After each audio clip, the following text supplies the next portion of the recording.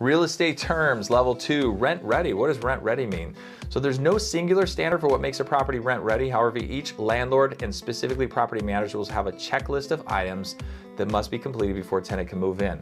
Mark Brower Properties rent ready, we have two things. We have show ready and move-in ready. So we have two different versions of rent ready. Show ready means the property looks good enough that we can start marketing.